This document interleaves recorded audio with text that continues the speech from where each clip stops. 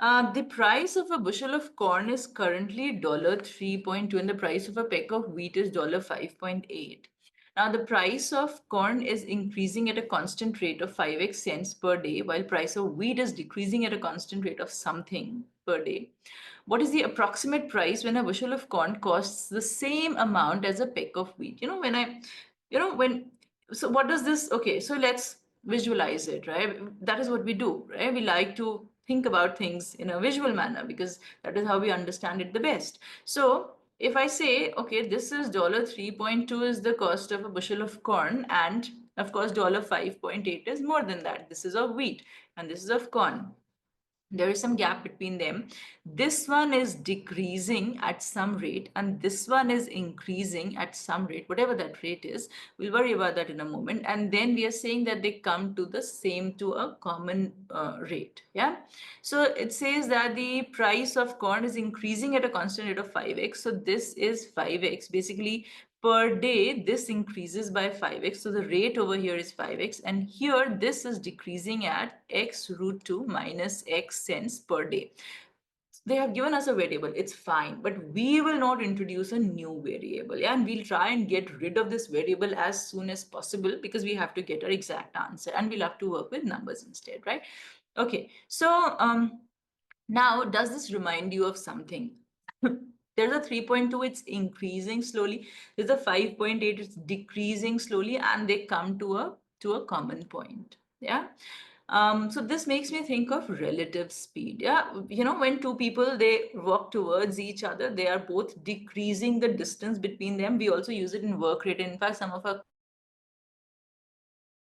that, if you remember that tumbler one, yeah, the one which has more, this has less, and then of course it comes to equal, right? So it reminds us pretty much of something like that, right? This rate is coming down, this is coming up. So basically the two of them are trying to cover this distance between them, this gap of 5.8 minus 3.2, this entire gap.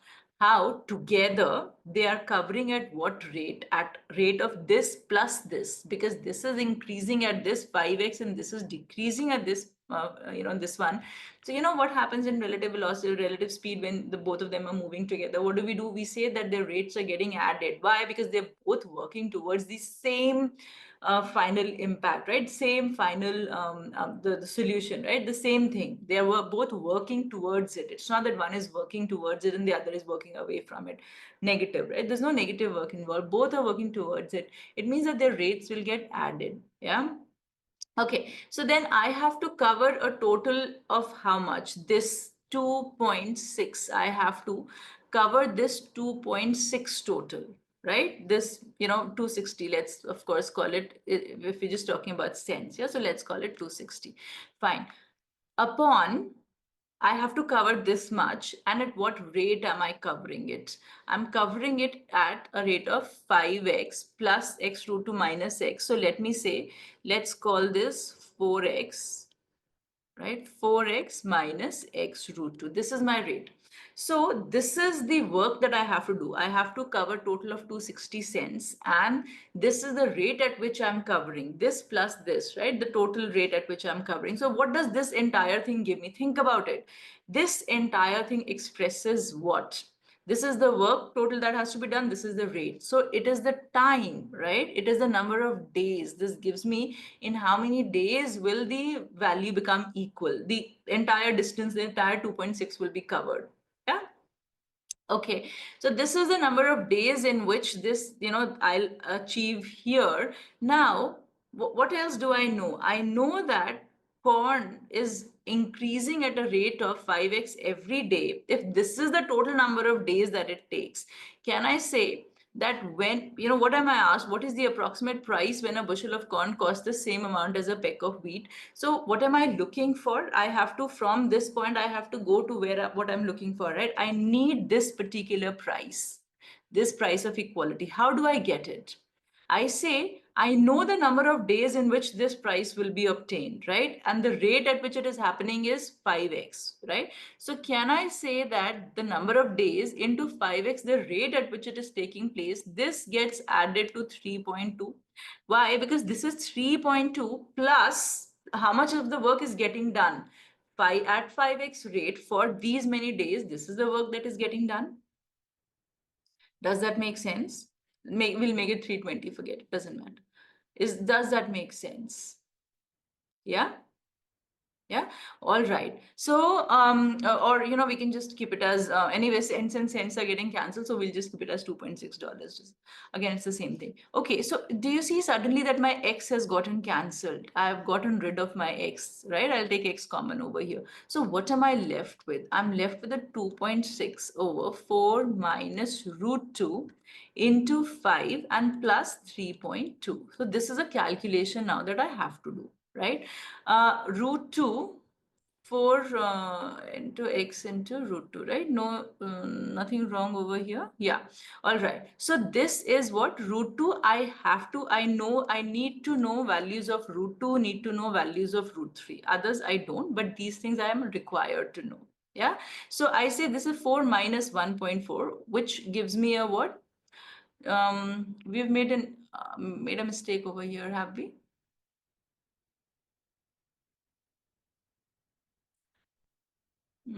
Have we made a mistake, guys? 5.8, 3.2. Can anyone see a mistake here? Okay, into 5x. What did we do? The rates over here are getting added. So which gives us okay, sorry, yeah, plus. Yeah, right?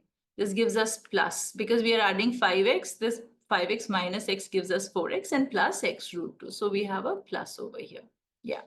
Okay, now it makes sense. So I have a 4 plus a root 2. So essentially root 2 is a 1.4, which I must remember.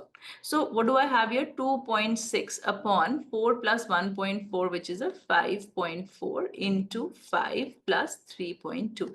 Now, this is a, you might feel that this is a very complicated calculation because we have to find the value of this, yeah? It's not an easy one, right? Or straight off, but remember, we don't need to do hard calculations in GMAT, yeah? Which means that approximation is going to work. In most cases, approximation is going to work. So here, of course, I'll remove the decimal points, no worries. My first instinct over here will be to take it as half. Does that make sense? Yeah, this is 26, twice of that is 52. I'll, just make it as half, right? So this is the first thing that will come to mind, right? And 5 upon 2 is going to give me a 2.5 plus a 3.2. I get a 5.7. But look at the options over here. I don't have a 5.7 here. Yeah. Of course, look at that. I have overestimated, right? When I say that, okay, if this were 52, then this is the value that I'm getting. I'm getting a 5.7. I know that this is actually a 54. Denominator is greater, which means that this value will be less than 5.7. But I can't say whether it will be a 5.6 or a 5.5. I mean, they're just too close, right? Very, very close for comfort. So I can't say that. Then what do I do? So I know that all the values are less than that. Yeah. Let me look at an approximation where I can say that my answer should be more than this. Then maybe I'll get a value. Yeah. Maybe, look, worst case, you just do this calculation. I get it. Yeah. Of course, no worries. In fact, you'll be able to cut it by 2 and then it'll be simpler. Worst case, you just do this calculation, get your answer. But all I want to tell you is that GMAT does not expect you to do calculations as such. Mostly, normally, yeah, my approximations, my estimations are enough to give me the answer very, very quickly. Normally my half will work over here. It's not working over here. Why? Because all the values are less than 5.7 and they're pretty close to each other. What do I do then? Then let me make an estimation where I can say my value must be greater than this. So 52 is not working, but you know what? Another thing I can do is I can make it 55. Yeah, it's 54 is very close to 55. Why? Because that helps me cancel out and simplify things a lot. Yeah. Now I have an 11 here. I'll say this calculation I know how to do very, very quickly. I'll say it is 222, 4 and 0. That is 3. So I get a 2.3 something, something, something. When I add it to my 3.2, I get a 5.5 something, something, something. More than 5.5 for sure. Yeah.